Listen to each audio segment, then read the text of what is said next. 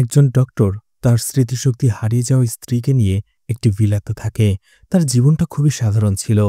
সকালবেলায় সে চলে যেত হসপিটালে, আর তার স্ত্রীকে দেখাশোনা করার জন্য একজন কাজের মহিলাকে রেখে যেত। সারাদিন হসপিটালে রোগী দেখার পরে আবারও সে বাড়ি ফিরে আসতো এবং তার স্ত্রীর সাথে সময় কাটাতো।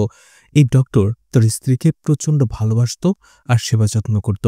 কিন্তু হঠাৎ করেই সে স্মৃতিভোলা স্ত্রী একদিন টিভিতে নিউজ দেখতে পায় এমএলএর মেয়ে মিসিং। আর এটা দেখার পরেই সে চমকে ওঠে।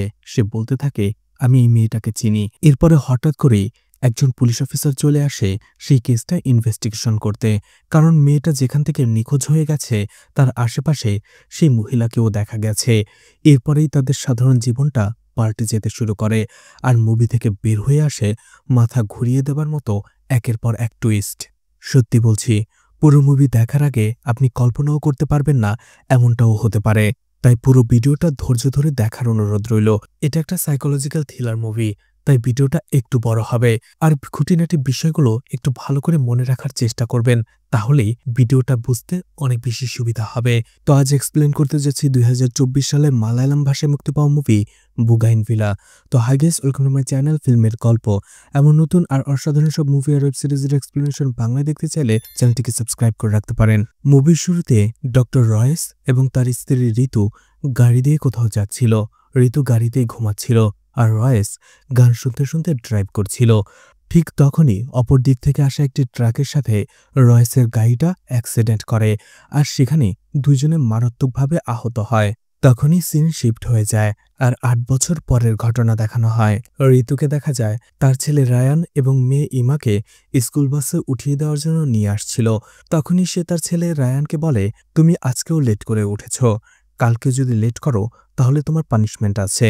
তখনই রায়ান বলে, আমার লেট হয়েছে ইমার জন্য। তখনই ইমা রেগে যায় আর বলে, তুমি আবারও আমাকে দোষ দিচ্ছ।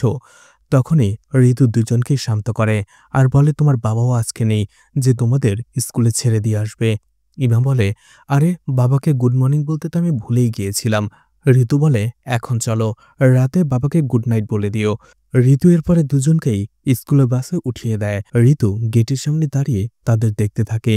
ঋতু তাদের দিকে তাকিয়ে থাকতে থাকতে হঠাৎ করে অন্যমনস্ক হয়ে যায়, কিছু একটা ভাবতে থাকে। তখনই দেখা যায় একজন লোক বারবার সাইকেলের বেল বাজায়, আর সেই বেলের শব্দ শোনার পরেই ঋতু বাস্তবে ফিরে। আর ঠিক তখনই দেখা যায় সেটা ছিল দুধওয়ালা। দুধওয়ালা লোকটি ঋতুকে দুধের প্যাকেট ধরিয়ে দিয়ে সেখান থেকে চলে যায়। ঋতুকে দেখা যায় আস্তে আস্তে কিছুক্ষণ আগে এমা এবং রায়ান যে ঝগড়া করছিল সেসব কথাগুলোই মনে করছিল।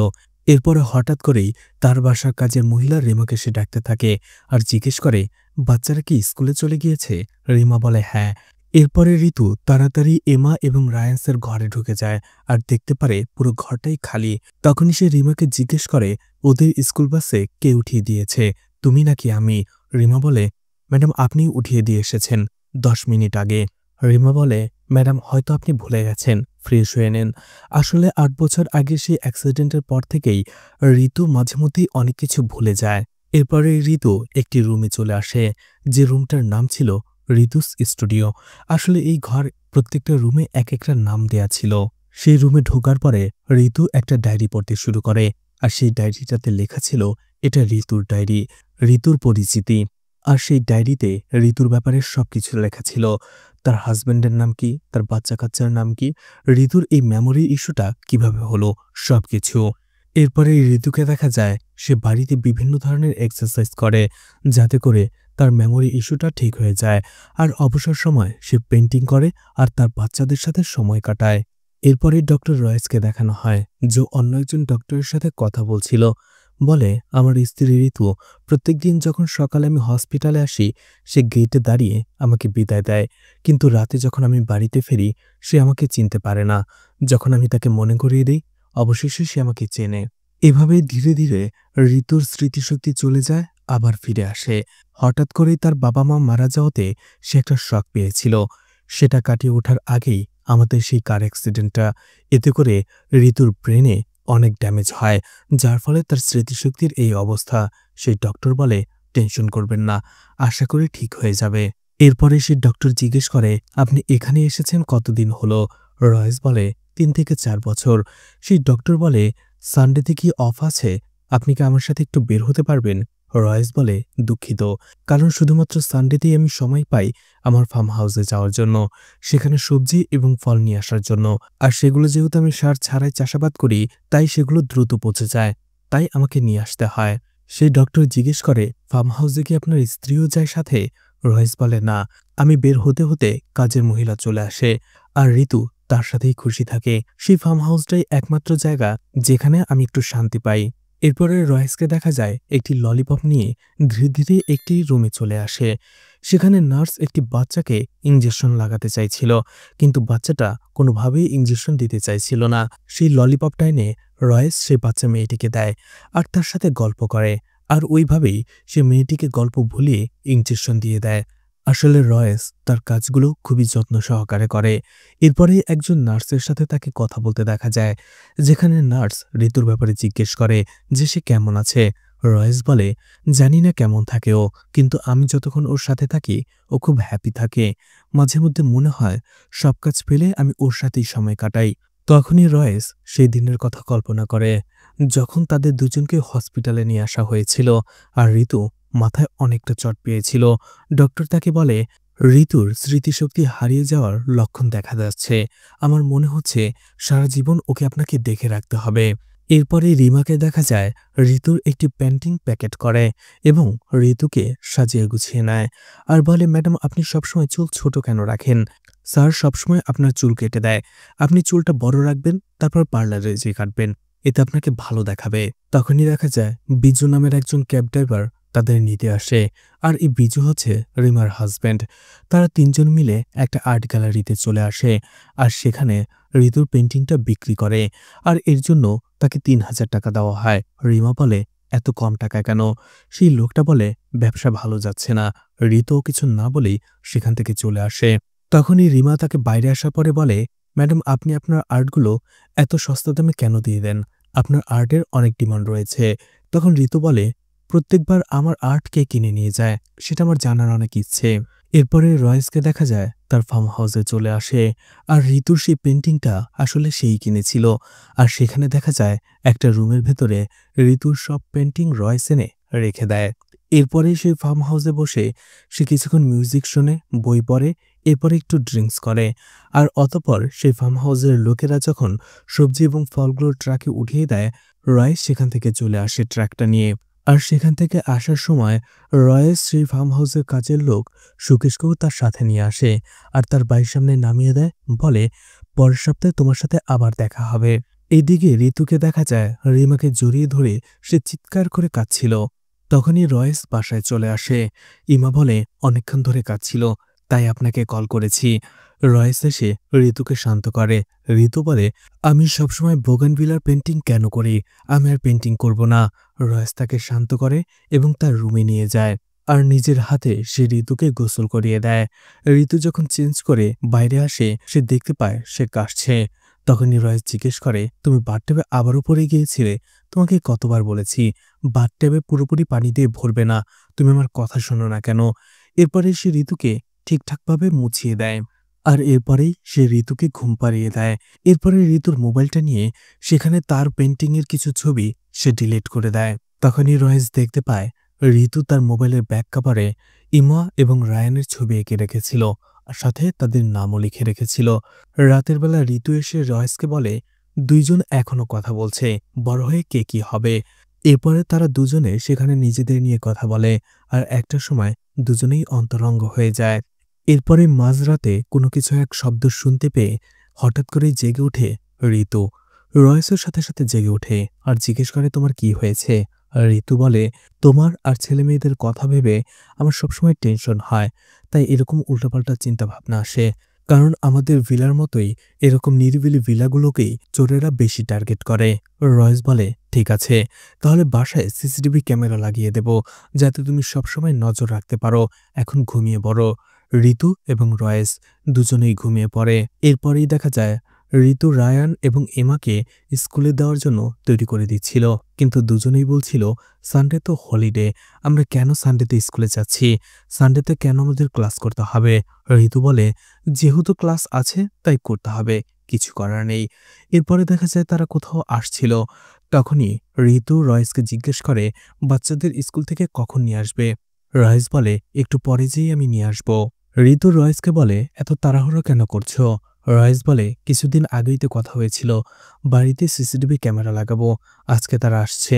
বাসায় আসার পরেই দেখা যায় একটি টিম চলে এসেছে সেই বাড়িতে সিসিটিভি লাগানোর জন্য। মেয়েটি এসে রয়েসকে বলে আমার নাম আমালা কুরিয়েন, আমি সেলস ম্যানেজার। আর সেখানে তার একটি কার্ড সে ঋতুকে দেয়। রয়েস ঋতুকে বলে এদের জন্য ড্রিঙ্কস বানিয়ে নিয়ে আসার জন্য। তখনই ঋতু সেই কার্ডটা নিয়ে রান্নাঘরে চলে আসে আর সেটা সেখানেই এক জায়গায় রেখে দেয়। এছাড়া সে তাদের জন্য ট্যাঙ্ক গলাতে থাকে। ঠিক তখনই সে আবারও অন্যমনস্ক হয়ে যায়। আর সেখানে এতগুলো লোককে একসাথে দেখার পরে ঋতু ভয় পেয়ে যায়। সে তাদের দিকে সেখানে থাকা একটা চাকু উঁচিয়ে ধরে চিৎকার করতে থাকে। চিৎকার শুনে রয় সেখানে চলে আসে আর ঋতুকে শান্ত করতে চেষ্টা করে। ঋতু যখন কোনোভাবেই শান্ত হচ্ছিল না তখন সে বাধ্য হয়ে ঋতুকে একটা চড় মেরে অজ্ঞান করে দেয়।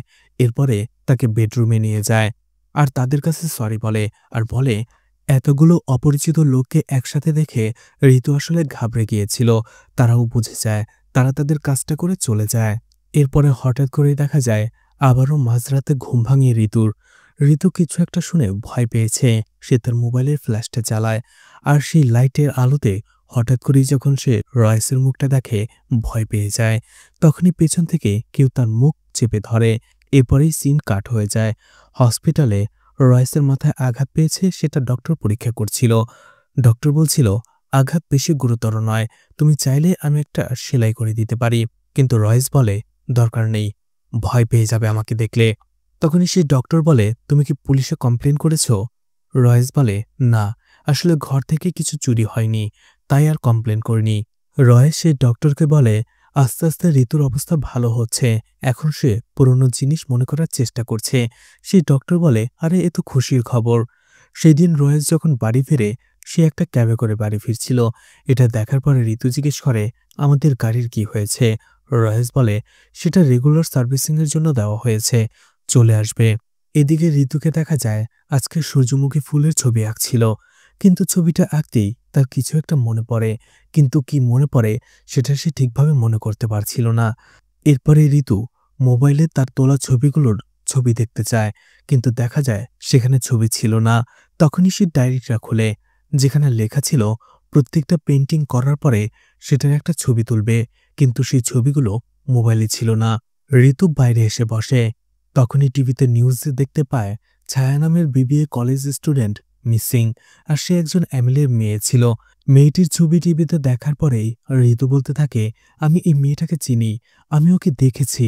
তখনই তার সেই সূর্যমুখী ফুলের কথা মনে পড়ে, যেখানে সূর্যমুখী ফুলের বাগানে ছায়া নামের সে মেয়েটি দাঁড়িয়ে হাসছিল আর ঋতু তার দিকে দৌড়ে যাচ্ছিল। কিন্তু তার কাছে যাওয়ার পরে মেয়েটিকে সে আর দেখতে পায় না। আরও একটি দৌড়ে সামনে যাওয়ার পরে ঋতু দেখতে পায় ছায়া নামের সেই মেয়েটি অন্য একজন মহিলার সাথে কথা বলছিল এবং তার সাথে চলে যাচ্ছিল। রিমাকে বলে আমি এই মেয়েটাকে আগেও কোথাও দেখেছি। রিমা বলে হয়তো দেখেছেন, কারণ আমরা ওই রোড দিয়েই মার্কেটে যাওয়া আসা করি, হয়তো তখনই আপনি তার সাথে কথা বলেছিলেন, দেখেছিলেন। এছাড়া এই মেয়েটার ছবি সেই রোডে যাওয়ার পরে একজন পুলিশ আমাদের দেখিয়েছিল আর জিজ্ঞেস করেছিল এই মেয়েটার ব্যাপারে কিছু জানলে আমরা যেন তাদের জানাই। ঋতু অবাক হয়ে যায় আর বলে আমাকে জিজ্ঞেস করেছিল। তখনই রিমা বলে হ্যাঁ, আপনাকেই জিজ্ঞেস করেছে। নিউজটা আবারও ভালো করে দেখে ঋতু আর বলে আমি নিশ্চিত আমি এই মেয়েটাকে চিনি। এরপরে ঋতু আর রিমাকে দেখা যায় ঘরে কিছু খোঁজার জন্য। রিমা বলে কোথায় গেল, পুরো ঘর খুঁজে ফেললাম। ঋতু বলে আমার ব্রেসলেটটা তো লাগবেই, কারণ ওটা রয়েস আমাকে অ্যানিভার্সারির উপহার হিসেবে দিয়েছিল। এরপরে সেই দিনই রয়েসকে ঋতু মেসেজ পাঠায় বাড়িতে একটু তাড়াতাড়ি আসার জন্য। বাড়িতে তাড়াতাড়ি আসতেই রয়েস ঋতুকে বলে কি ব্যাপার, আজকে তাড়াতাড়ি আসতে বললে। ঋতু বলে তোমার জন্য একটা সারপ্রাইজ রয়েছে। এরপরে ঋতু রয়েসকে তার স্টুডিওতে নিয়ে যায় আর দেখানো হয় সেখানে এবার সে আলাদা ধরনের পেন্টিং করেছিল, একটা সাদা খরগোশের ছবি আর একটা ব্যাটম্যানের লোগোর ছবি। এটা দেখে রয়েস খুশি হয় আর বলে তুমি এবার নতুন পেন্টিং তৈরি করেছ। তখনই ঋতু বলে এই দুটো আমরা আমাদের বাচ্চাদের রুমে লাগিয়ে দেব।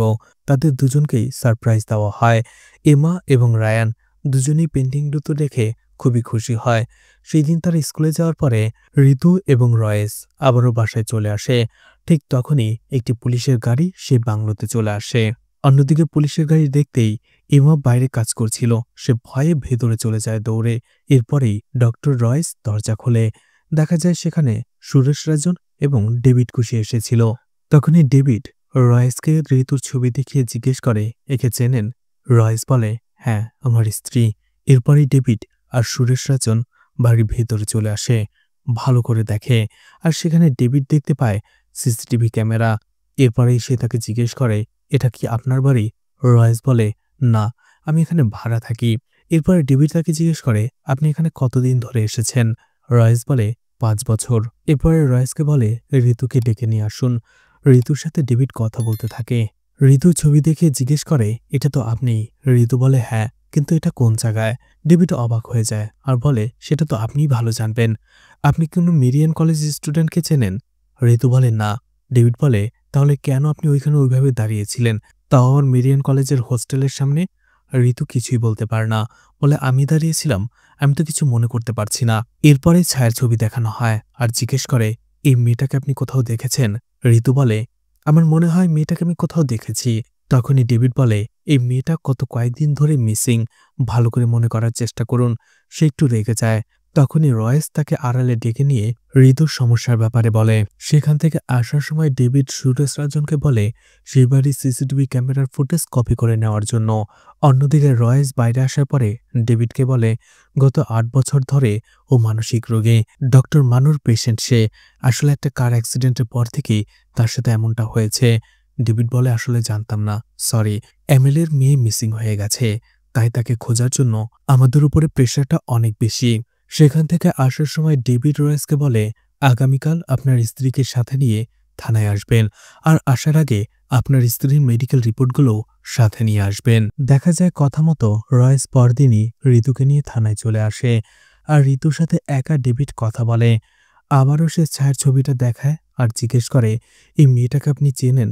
ভালো করে মনে করে দেখুন। ঋতু বলতে থাকে, আমার শুধু এতটুকুই মনে আছে। সে মনে করার চেষ্টা করে যে ছায়া কলেজ হোস্টেল থেকে বের হয়ে কোথাও যাচ্ছিল। ঋতু বলতে থাকে, আমি তাকে একজন মহিলার সাথে কথা বলতে দেখেছিলাম। ডেভিড বলে, সেই মহিলা কে? ঋতু তখন ভালো করে মনে করে বলে, সেই মহিলা আর কেউ নয়, রিমা। ডেভিড জিজ্ঞেস করে, রিমাকে? ঋতু বলে, অনেক সময় ধরে সে আমাদের বাসায় কাজ করছে। তখনই বাইরে আসার পরে রয়েস ঋতুকে বলে, তুমি এটা কিভাবে করলে? রিমা তোমার খেয়াল রাখে, আর তুমি ওর নামটা কেন বললে? আমি তোমাকে অনেকবার বলেছি, যখন তোমার কোনো কিছু মনে পড়বে না তখন তুমি চুপ করে থাকবে, কিচ্ছু বলবে না। কেন তুমি রিমাকে ফাঁসিয়ে দিলে? এরপরেই রিমা এবং বিজুকে থানায় ডাকা হয়। জিজ্ঞাসাবাদ করলে রিমা বলে, ওই সময় তো আমাদের আত্মীয়ের এক বিয়েতে আমরা ছিলাম, আর এর আগের দিনই আমরা ত্রিশূরে যাওয়ার জন্য রওনা হয়ে গিয়েছিলাম। সুরেশ রাজন জিজ্ঞেস করে, তাহলে কালকে আমাদের দেখে ওরকম পালিয়ে গেলে কেন? রিমা বলে, আসলে পুলিশ দেখে আমি অনেক ভয় পাই। এরপরেই রিমার হাজবেন্ড বিজুকে তারা জিজ্ঞাসাবাদ করতে থাকে আর জিজ্ঞেস করে সে কি করে আর রিমাকে সে কতদিন ধরে চেনে, কিভাবে তাদের বিয়ে হয়েছিল। বিজু সবকিছু বলে আর বলে সে বিয়ের আগে থেকেও একজন ড্রাইভার। আর রিমা যেটা বলেছে সেটা ঠিকই, তারা তাদের এক আত্মীয়ের বিয়েতে গিয়েছিল আর তার আগের দিন তারা ত্রিশূরের জন্য রওনা হয়ে গিয়েছিল। এরপরে ঋতুর মেডিকেল রিপোর্টগুলো দেখতে থাকে পুলিশ অফিসার ডেভিড। অন্যদিকে রয়েস বলতে থাকে, আসলে অ্যাক্সিডেন্টের পর থেকে ঋতুর জীবনটা একেবারে তছনছ হয়ে গেছে। রিমাকে রাখা হয়েছিল তার দেখাশোনা করার জন্য। ঋতু আসলে কয়েকজনকেই খুব ভালো করে মনে রাখতে পারে, যারা ওর প্রতিদিনকার নিত্যদিনের সঙ্গী, যাদের ও প্রতিদিন দেখে। এছাড়া হুট করে কিছুদিন পরে কয়েকজনকে দেখলেই ও সবকিছু ভুলে যায়। আর যাদের সে চিনতে পারে না তাদের ব্যাপারে জিজ্ঞেস করা হলে তার নিজের ইচ্ছে মতো কিছু গল্প বলে দেয় সে। আর রিমাকে দোষী সাব্যস্ত করাও সেই রকমই একটা কাজ। ডেভিড জিজ্ঞেস করে, আমরা সিসিটিভিতে দেখতে পেলাম আপনার বাড়িতে চুরি হয়েছে, কিন্তু পুলিশে কমপ্লেন কেন করাননি? রয়েস বলে, বাড়িতে কোনো কিছু চুরি হয়নি, তাই পুলিশের ঝামেলায় জড়াতে চাইনি। এরপরে ডেভিড বলে, এই কেসটাতে আমাদের উপরে পলিটিক্যাল প্রেশার অনেক বেশি, তাই এই কেসটাতে আমাদের একমাত্র লিড হচ্ছে আপনার স্ত্রী, যে সেদিন ছায়ার পিছু করছিল, আর সেটার সিসিটিভি ফুটেজ আমাদের রয়েছে। কিন্তু আপনার কথা অনুযায়ী ঋতুর কথা আমাদের বিশ্বাস করা উচিত নয়, কিন্তু আমাদের হাতেও আর কোনো অপশন নেই। আমার মনে হচ্ছে ঋতু নিশ্চয়ই কিছু জানে। রয়েস বলে, আপনি আমার স্ত্রীর অবস্থাটা বুঝতে পারছেন না, তাই এমনটা বলছেন। ডেভিড বলে, ঠিক আছে, যে আপনার স্ত্রীর অবস্থা বুঝবে এমন একজনকে ডাকা হবে, একজন ক্রিমিনোলজিস্ট, যে একজন ডক্টরও বটে। তখনই রয়েস বলে, কবে ডাকবেন? আজকেই? ডেভিড বলে, না, কালকে। ডেভিড রয়েসকে আরও বলে, কাল ঠিক সকাল 10টায় এখানে চলে আসবেন। আর আমরা আপনাদের দুজনকে বাসায় যেতে দিচ্ছি কারণ আপনার স্ত্রীর অবস্থা ভালো নয়, আর আপনাদের বাচ্চারা স্কুল থেকে আসবে। রয়েস বলে, ঠিক আছে। কিন্তু যাওয়ার সময় রয়েস ডেভিডকে বলে, আসলে স্যার, আমাদের কোনো বাচ্চা কাচ্চা নেই, পুরো জিনিসটাই আমার স্ত্রী ঋতুর হ্যালুসিনেশন। ও ভাবতে থাকে ওর দুটো ছেলে মেয়ে আছে। এটা শুনে ডেভিড হতবাক হয়ে যায়। অর্থাৎ এমা এবং রায়ান নামের আমরা যে দুটো বাচ্চাকে দেখেছি সেটা আসলে বাস্তবে নয়, সেটা শুধুমাত্রই ঋতুর কল্পনায়। সে নিজের বাচ্চাদের জন্য একটি রুম পর্যন্ত বানিয়ে রেখেছে। আর অন্যদিকে তার মাথায় যাতে বেশি চাপ না পড়ে আর সে যাতে বেশি উত্তেজিত না হয়ে পড়ে, এই জন্য রয়েস এবং রিমা এই বিষয়টাকে সায় দেয়। অর্থাৎ বাচ্চারা স্কুলে গিয়েছে, তারা খাচ্ছে, এই ধরনের জিনিসগুলো ঋতু তাদের বলে এবং তারা দুইজনও এই কথায় সায় মেলায়।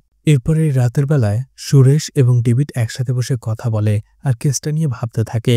ডেভিড সুরেশকে বলে, কুট্টি কানমে যে মীরা নামের একজন সাইকোলজিস্ট আছে, তুমি কি তাকে চেনো? সুরেশ বলে, হ্যাঁ। বলে, তার মা মারা যাওয়ার পরে এখন মীরা এবং তার বাবা তাদের স্টেট দেখাশোনা করে, তাকে ডাকো, সেই আমাদের এই বিষয়ে হেল্প করবে। এরপরে মীরা আর তার বাবাকে দেখানো হয়, দুজনে একসাথে বসে ব্রেকফাস্ট করে। এরপরে মীরা চলে আসে ডেভিডের সাথে দেখা করতে। মীরাকে দেখা যায় ঋতুর মোবাইলের কিছু রেকর্ডিং শুনতে। এরপরে ডেভিড তাকে বলে, যেদিন ছায়া মিসিং হয়েছে তার আগের দিন বা সেই দিনের কোনো মোবাইলের রেকর্ডিং আমরা পাইনি। তখনই ঋতু বলে, আমি সবসময় মোবাইলে রেকর্ড করি না, যখনই আমার কিছু মনে রাখার প্রয়োজন হয় আমি শুধু সেটাই রেকর্ড করি। মীরা বলে, আপনি কি সবসময় ডায়েরি লেখেন? ঋতু বলে, যখনই কোনো জিনিস মনে রাখার প্রয়োজন পড়ে তখনই শুধু লেখি। মীরা জিজ্ঞেস করে, ছায়ার ব্যাপারে আপনি আরও কি কি জানেন? মনে করার চেষ্টা করুন। ঋতু বলে, আমি তেমন কিছু জানি না, আমি শুধু মেয়েটার নিউজ টিভিতে দেখেছিলাম। মীরা জিজ্ঞেস করে, তাহলে সেই নিউজ দেখার পরে কি সানফ্লাওয়ারের সেই পেন্টিংটা আপনি করেছিলেন? ঋতু বলে, সানফ্লাওয়ারের সেই পেন্টিংয়ের সাথে ছায়ার মিসিং কেসের কোনো সম্পর্ক নেই, কিন্তু দেখা যায় ছায়া যেদিন মিসিং হয়েছিল সে এমন একটা টি শার্ট পরেছিল যেটার ভেতরে সানফ্লাওয়ারের প্রিন্ট ছিল। এরপরে মীরা ঋতুকে জিজ্ঞেস করে, তাহলে এটা বলুন, আপনি বারবার বোগানভিলার পেন্টিংই কেন বানান? ঋতু বলে, সেটাও আমি জানি না। ডেভিড বলে, আর আপনি সেই কলেজ হোস্টেলের সামনে বারবার কেন যান? ঋতু বলে, আমি কি বারবার সেখানে যাই? ডেভিড সিসিটিভি ফুটেজ দেখায় আর বলে, হিসাব করে দেখলে এই পর্যন্ত 7বার আপনি সেখানে গিয়েছিলেন। ডেভিড বলে, আপনার কথা মতো সেদিন রিমা স্যারের সাথে কথা বলেছিল, কিন্তু সেদিন রিমা ছিল না, কারণ রিমা তার হাজবেন্ডের সাথে ত্রিশুরি যাচ্ছিল। সেটারও সিসিটিভি ফুটেজ আমাদের কাছে রয়েছে, আর সেখানে তাদের দুজনকে একসাথে দেখা গেছে। মীরা বলে, ভালো করে মনে করার চেষ্টা করুন, সেদিন এমন কিছুকে দেখেছিলেন? কোনো স্মেল, কোনো সাউন্ড, যে কোনো কিছু? ঋতু শুধু বারবার মনে করতে থাকে যে সেদিন ছায়ার সাথে একজন মহিলা কথা বলছিল, কিন্তু সেটাকে তার মুখ দেখা যাচ্ছিল না। যখনই সে মনে করতে যাবে তখনই ডেভিড বলে, ঠিক আছে, আমরা আবার কালকে কথা বলবো। ঋতু সেখান থেকে বের হয়ে আসে, আর বের হওয়ার পরপরই তার সেটা মনে পড়ে। দেখা যায় সেদিন ছায়ার সাথে ঋতু নিজেই কথা বলছিল। এদিকে রয়েস বিজুর সাথে দেখা করতে আসে। বিজু তাকে বলে, আমরা পুলিশের ভয়ে সবকিছু ছেড়ে এখানে চলে এসেছি, কিন্তু এখানেও আবার সেই পুলিশের ঝামেলা। রেমা বলে, আমার হাজবেন্ডের ব্যাপারে পুলিশ জেনে গেলে সমস্যা হবে, আমরা আর ঝামেলায় জড়াতে চাই না।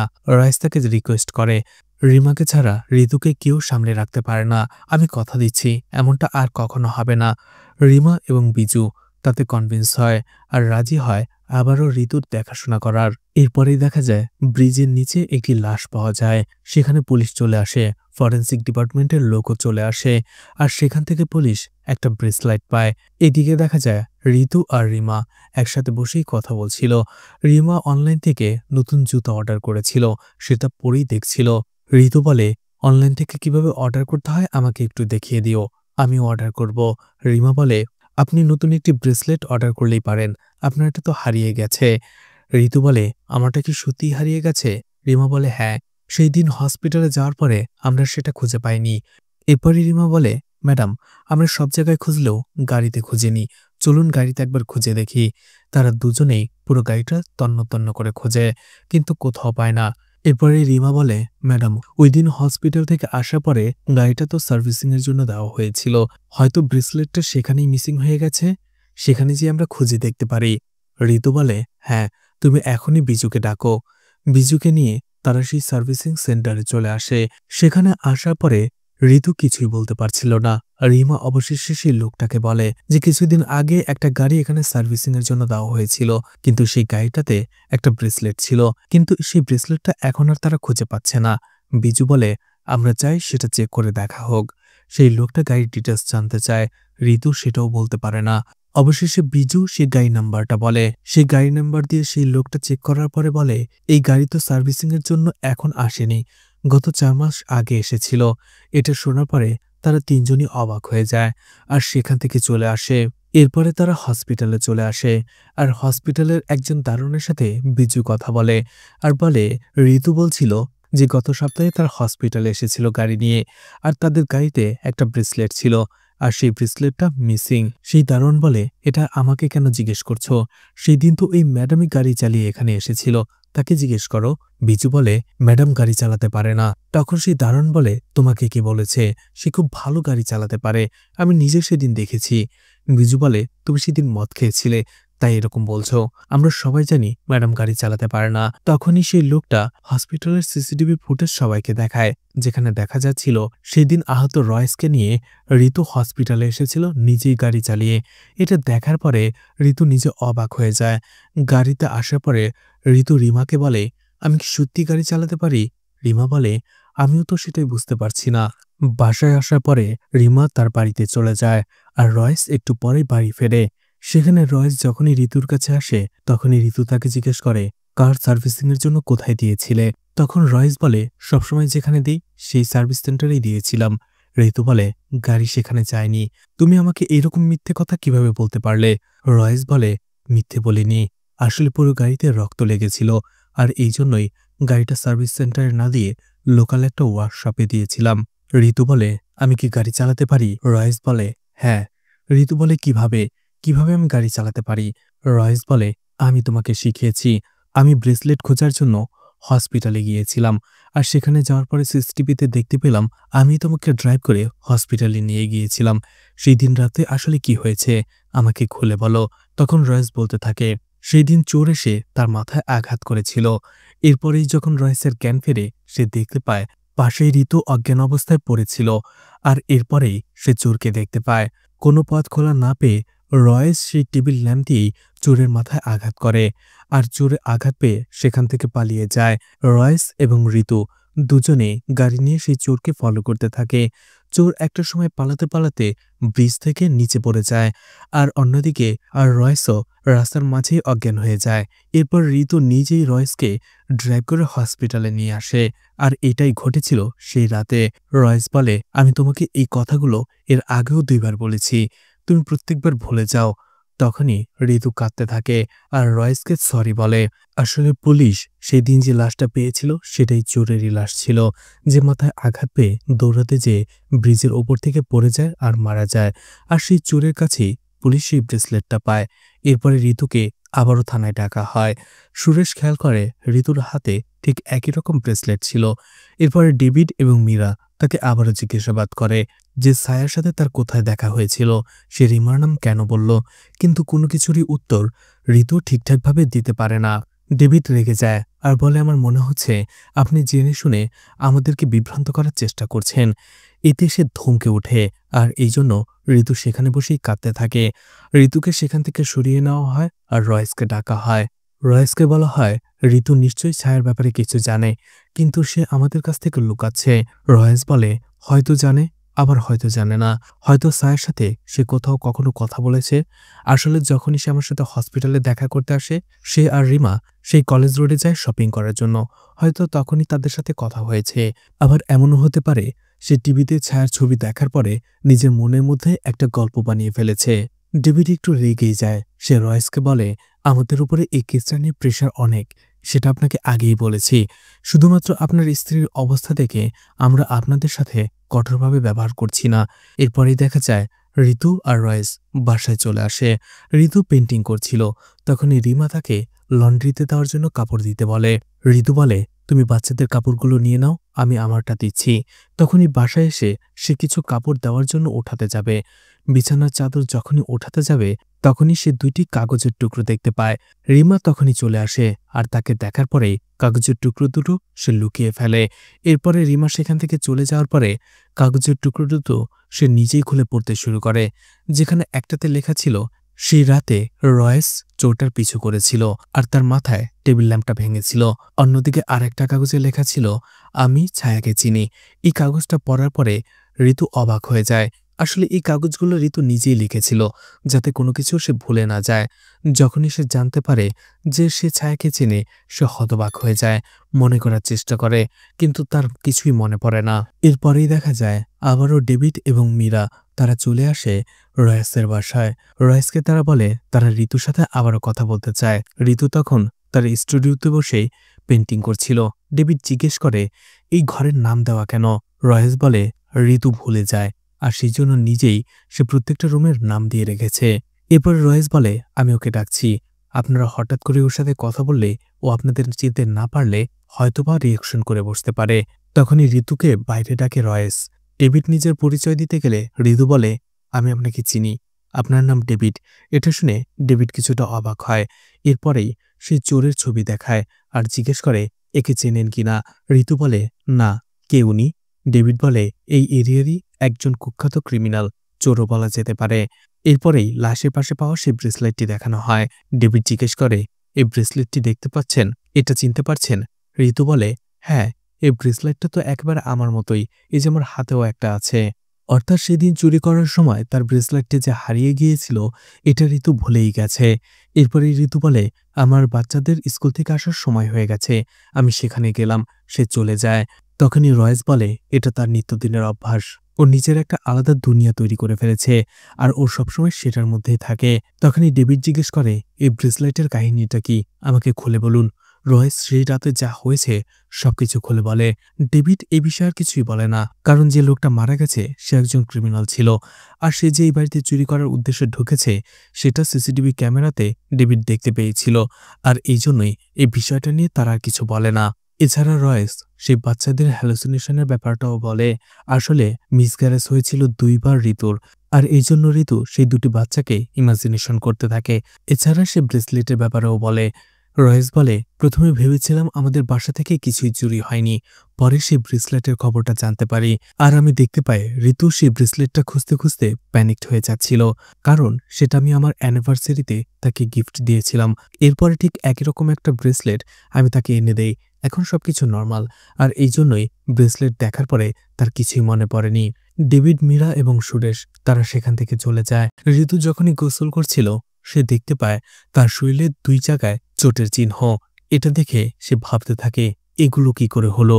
এরপরে সে রান্নাঘরে আসে আর আসার পরেই সেই আমালা কুরিয়েনের সেই কার্ডটা দেখতে পায়। সে রিমাকে বলে এই মেয়েটাকে ফোন করো আর আমাদের বাড়িতে আসতে বলো। সেই আমালা কুরিয়ানকে দিয়ে সিসিটিভি চেক করাতে থাকে ঋতু।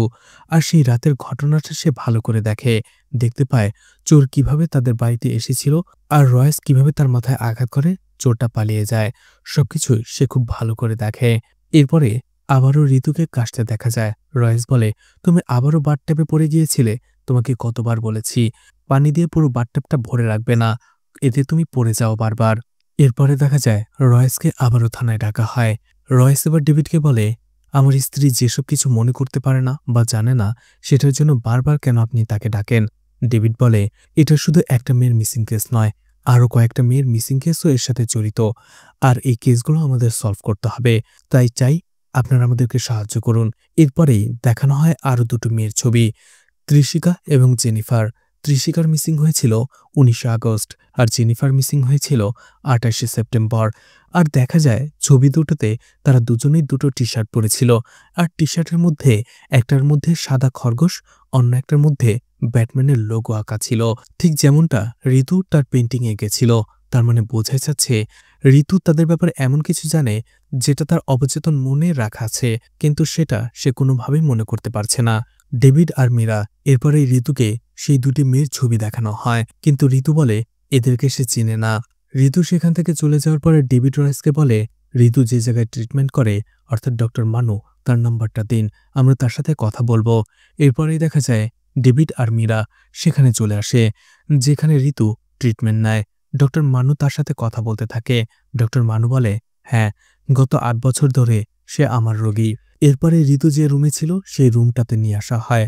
আর সেখানে আসার পরে মীরা দেখতে পায় সেই রুমের জানালা দিয়ে কিছু লাল ফুলের গাছ দেখা যাচ্ছে, যে ধরনের ফুল গাছ ঋতু তার পেইন্টিংয়ে আঁকে।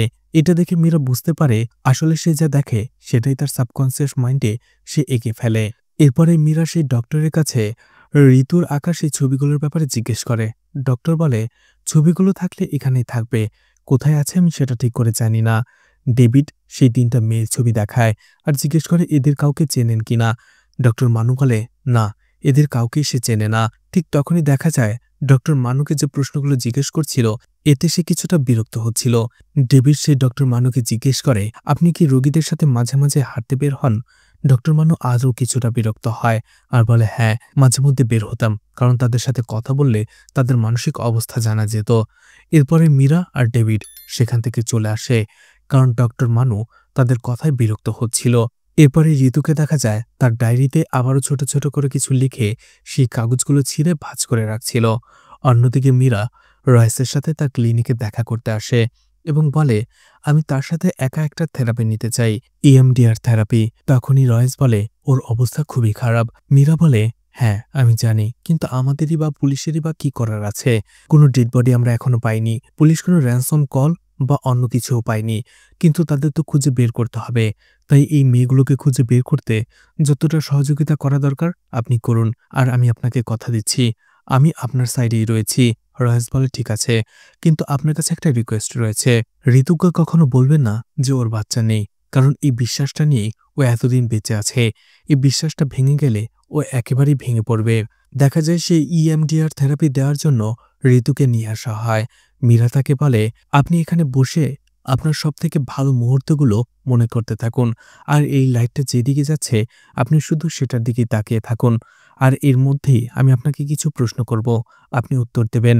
ঋতুকে দেখা যায় তার বাচ্চাদের সাথে কাটানো সময়গুলোর কথা মনে করতে থাকে আর সেই লাইটের দিকে তাকিয়ে থাকে। তখনই মীরা তাকে সেই ৩টি মেয়ের কথা জিজ্ঞেস করে। প্রত্যেকটি মেয়ের কথা জিজ্ঞেস করতেই ঋতুর একটা কথাই মনে পড়ে, সে জঙ্গলের মাঝ দিয়ে দৌড়াচ্ছে, আর দৌড়াতে দৌড়াতে একটা সময় সে একটি পুকুরে পড়ে যায় আর তার চোখ দিয়ে পানি পড়তে থাকে। থেরাপির পরে মীরা রয়েসকে জিজ্ঞেস করে, ঋতু যে পুকুরটার কথা বলেছে সেটা কি আপনি চেনেন? রয়েস বলে, না, হয়তো ছোটবেলার ওর গ্রামের কোনো পুকুরের কথা হবে।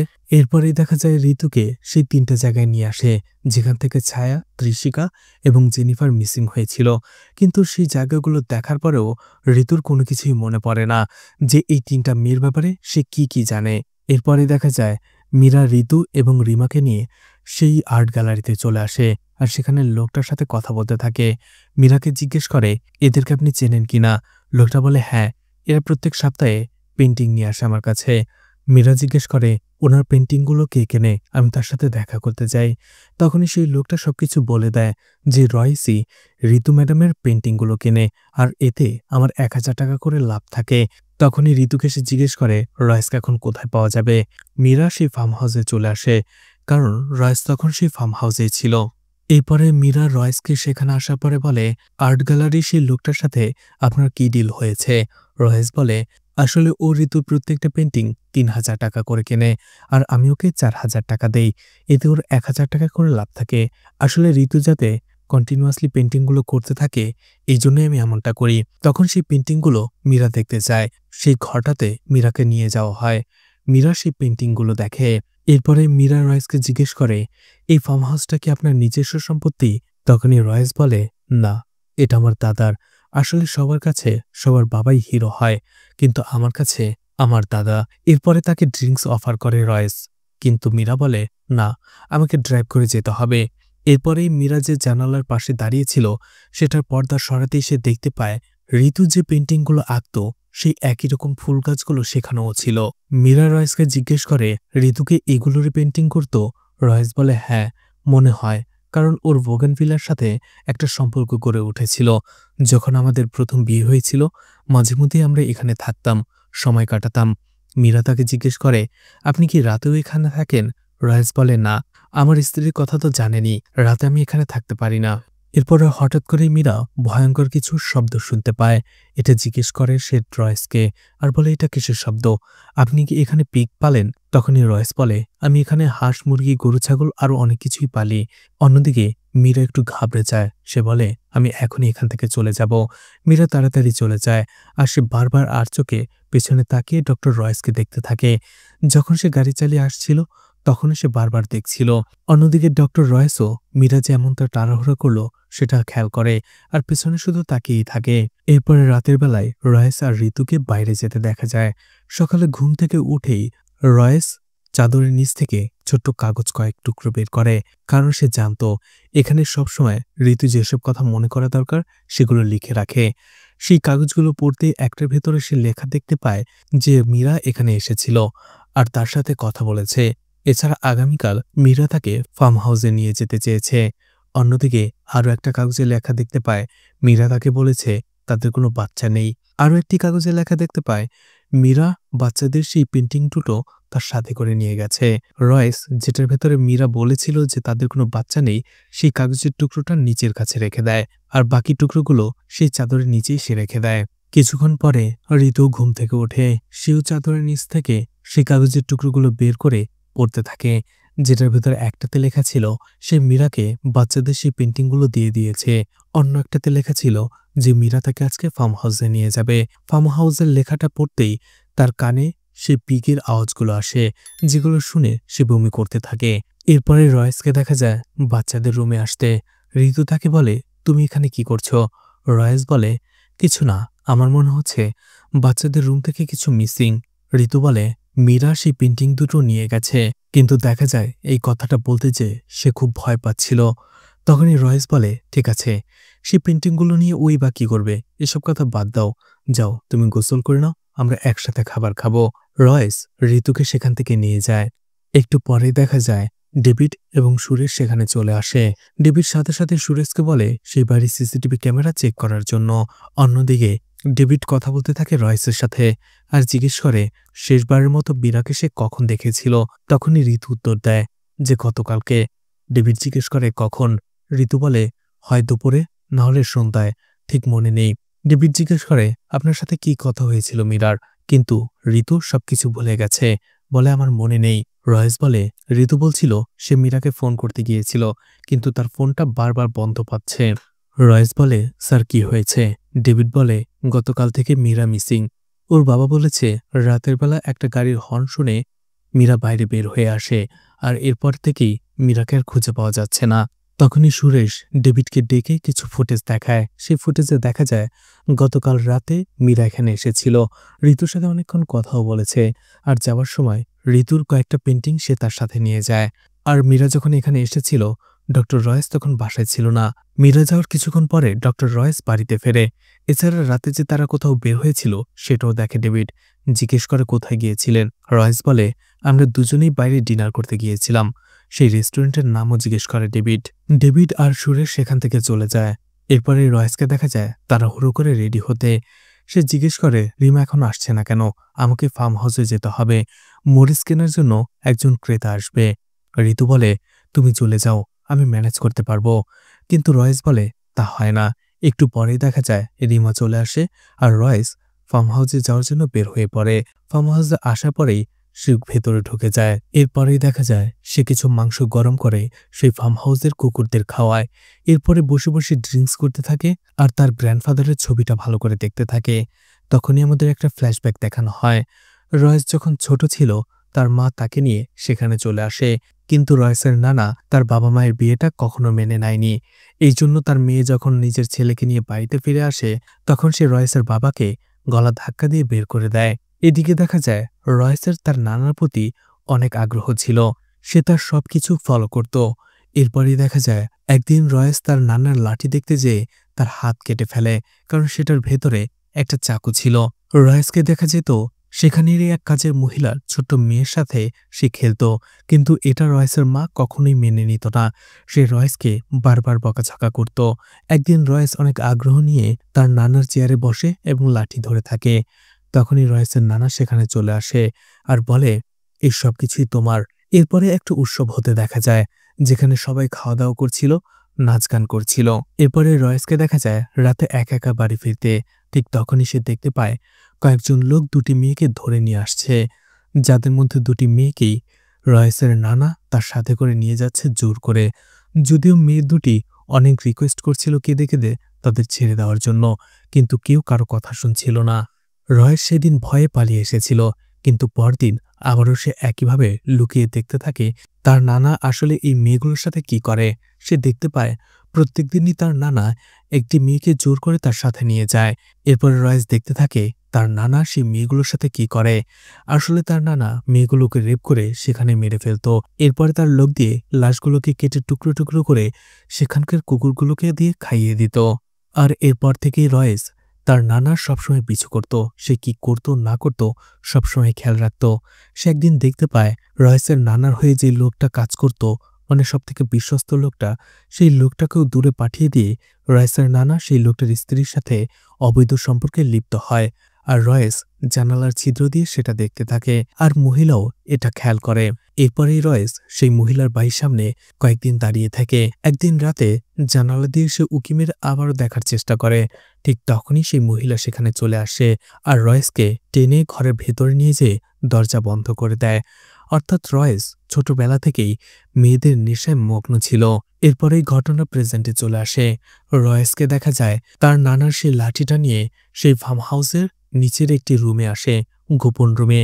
আর সেখানেই দেখা যায় একটি টেবিলের উপরে সে মীরাকে অজ্ঞান অবস্থায় বেঁধে রেখেছিল। অর্থাৎ মীরাকে সেই কিডন্যাপ করেছিল।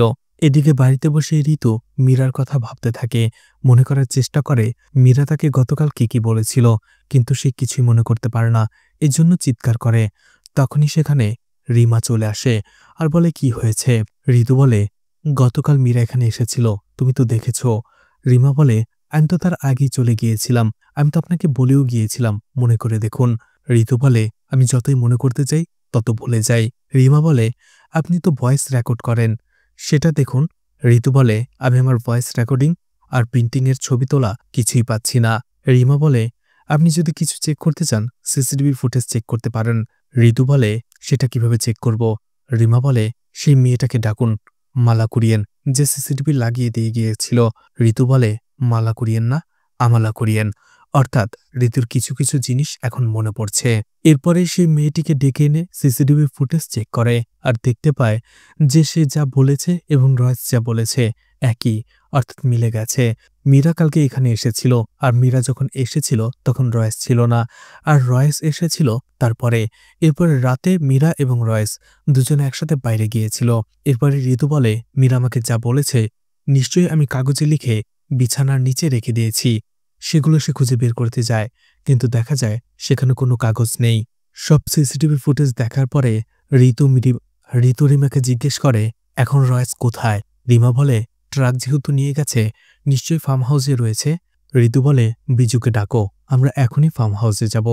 তারা ফার্ম হাউসে যাওয়ার পথেই একটা বাড়ি দেখে ঋতু বিজুকে গাড়ি থামাতে বলে, আর সেই বাড়িটা ছিল মীরার বাড়ি।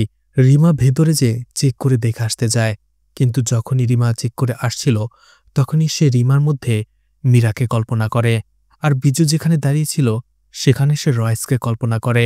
রিমা এসে তাকে বলে আসলে ম্যাডাম গতকাল রাতে কেউ একজন এসে গাড়ির হর্ন বাজিয়েছিল, সেটা দেখার জন্যই মীরা ম্যাডাম নিচে নেমেছিল।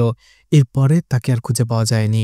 এরপরে তারা আবারও সেই ফার্ম হাউসে চলে আসে, আর ফার্ম হাউসে গাড়ির শব্দ শুনতেই রয়েস তাড়াতাড়ি মীরাকে একটা ইঞ্জেকশন দিয়ে ওপরে চলে আসে এবং কুকুরের ঘরের দরজাগুলো খুলে রেখে এরপরে ঠিকঠাকভাবে সেজে সে বাইরে চলে আসে। বাইরে আসার পরে ঋতু রয়েসকে বলে মীরাকে খুঁজে পাওয়া যাচ্ছে না। রয়েস বলে মীরা কোথায় যেতে পারে, ঠিক আছে তুমি টেনশন করো না, আমরা একসাথে খুঁজব, তুমি ভেতরে এসে বসো। এরপর সে রিমাকেও বলে তুমি এসে বসো, ম্যাডামের পাশে বসো, আমি যে বিজুর সাথে দেখা করে আসছি।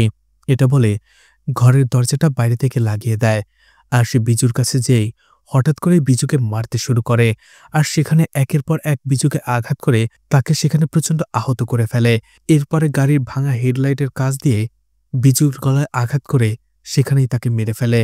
অন্যদিকে দরজা দিয়ে এগুলো দেখার পরে ঋতু এবং রিমা অবাক হয়ে যায়। রিমা চিৎকার করতে থাকে। তখনই দেখা যায় ঋতুর দরজার কাজ ভেঙে বাইরে বের হয়ে আসে। একটা সময় ঋতু রিমাকে বলে তুমি পালিয়ে যাও। ঋতু আসলে বুঝতে পেরেছিল যে রয়েসই এইসবের পেছনে রয়েছে। এজন্য সে রিমাকে পালিয়ে যেতে বলে।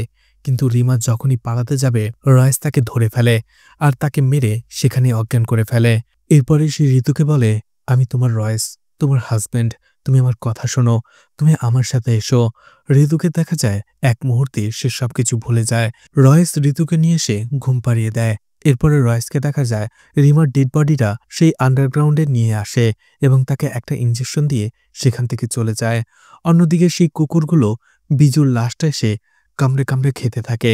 অন্যদিকে রয়েস ভেতরে আসার পরে ঋতুর সব পেন্টিংগুলো আগুন দিয়ে জ্বালিয়ে দেয় এবং সে উন্মাদের মতো সেখানে নাচতে থাকে। অন্যদিকে ঋতু তখনও ঘুমায়নি, সে চোখ খুলে এটা দেখতে থাকে আর ধীরে ধীরে তার সবকিছু মনে হতে শুরু করে। তখনই আমাদের দেখানো হয় রয়েস এবং ঋতুর যে গাড়ি অ্যাক্সিডেন্টটা হয়েছিল সেটা রয়েস ইচ্ছে করেই করেছিল, যাতে ঋতুর মাথায় আঘাত পায় আর সে তার স্মৃতিশক্তি হারিয়ে ফেলে। আর ঋতু তার ভুলে যাওয়া স্মৃতিশক্তিকে ফিরে পাওয়ার জন্য পেন্টিং করত। ডক্টর তাকে এই ধরনের কিছু করতে বলেছিল আর এই জন্যই সে এটা করত। আর রয়েসের কুকীর্তির কথা যখনই ঋতুর মনে পড়তো আবছা আবছা, সে পেন্টিং করত সেই বুলগেরিয়ান ফুল গাছগুলোর। আর এটা দেখে রয়েস মাঝে মধ্যে বিরক্ত হয়ে যেত।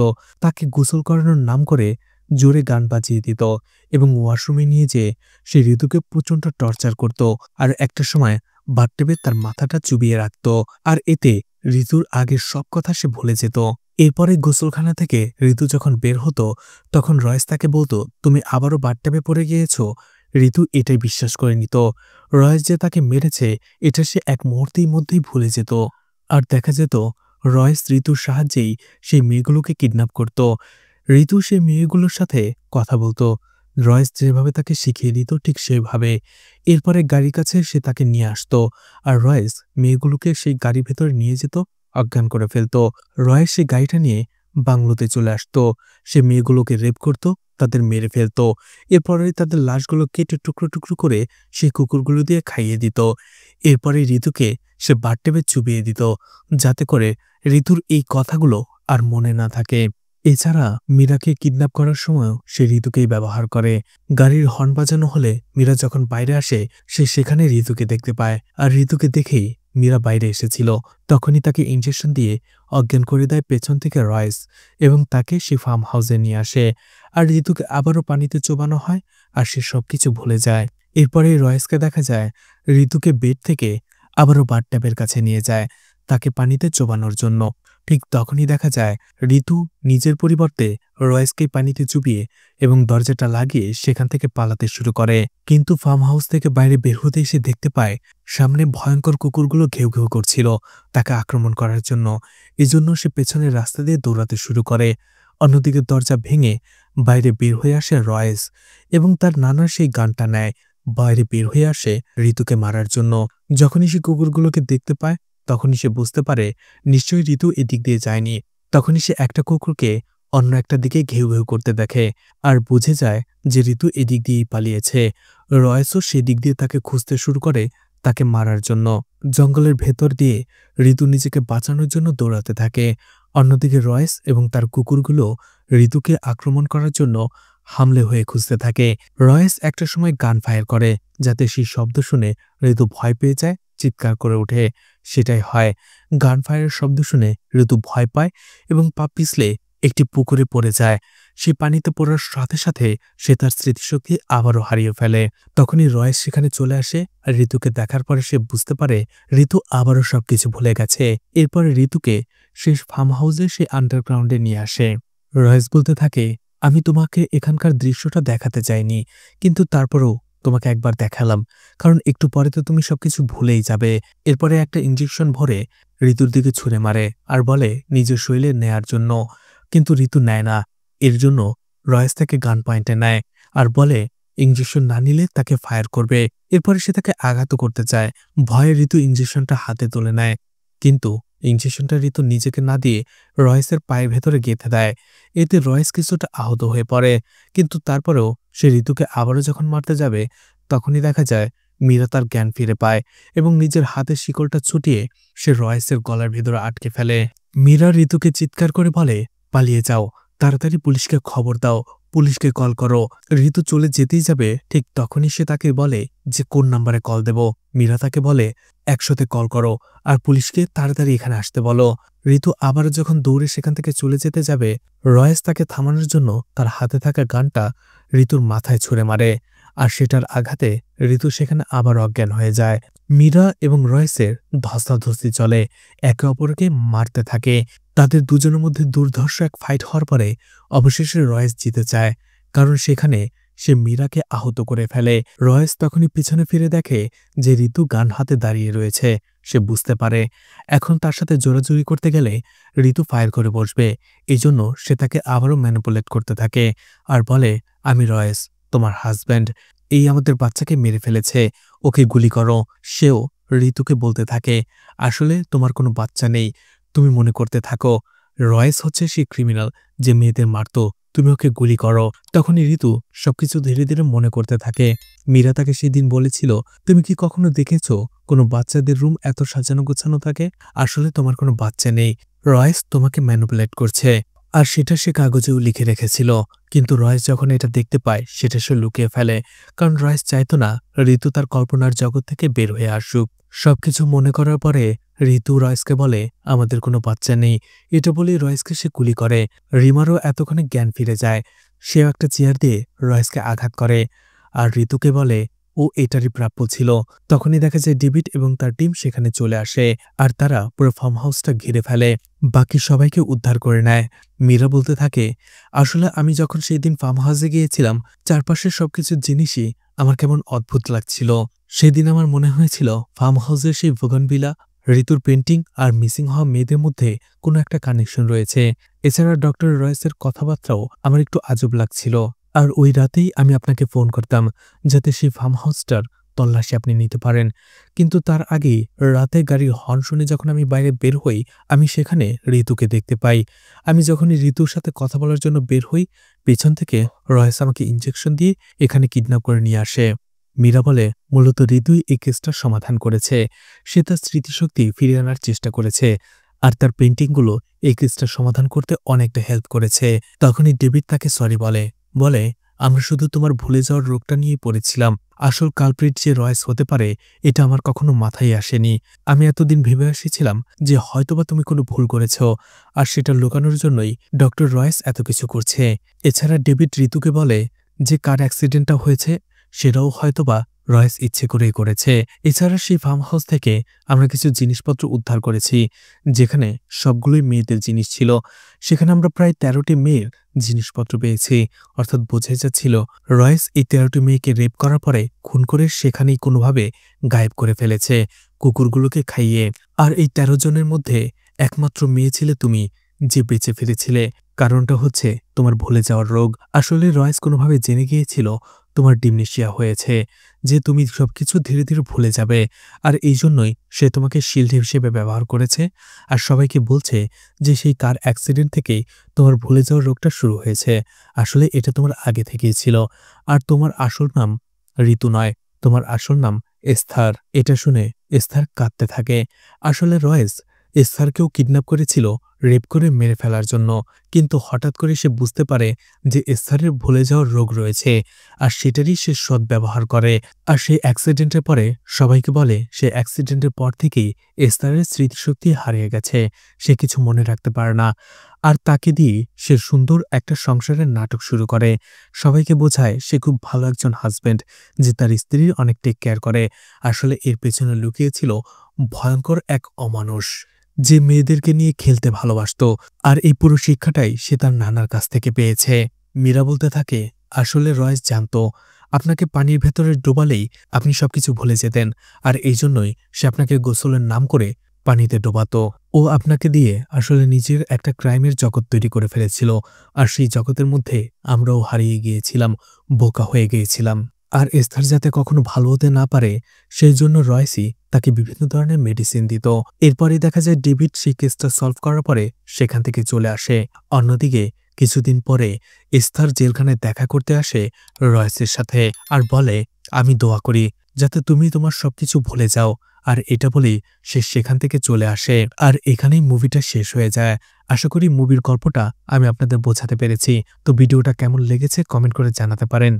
ভিডিওটি ভালো লাগলে লাইক কমেন্ট শেয়ার করে পাশে থাকতে পারেন। এছাড়া ভিডিওটি ভালো লাগলে চ্যানেলটিকে সাবস্ক্রাইব করে রাখতে পারেন। আর নতুন ভিডিওর নোটিফিকেশন পেতে চাইলে বেল বাটনটি অন করে রাখতে পারেন। এছাড়া আমার ফেসবুক পেজ এবং ইনস্টাগ্রাম আইডিটি ফলো দিয়ে রাখতে পারেন। যে কোনো প্রয়োজনে সেখান থেকে আমার সাথে কন্ট্যাক্ট করতে পারেন। ভিডিওটি এতক্ষণ ধৈর্য ধরে দেখার জন্য ধন্যবাদ। পুরো ভিডিওতে কোথাও কোনো ভুল হলে ক্ষমাস্বরূপ দৃষ্টিতে দেখবেন আশা করি।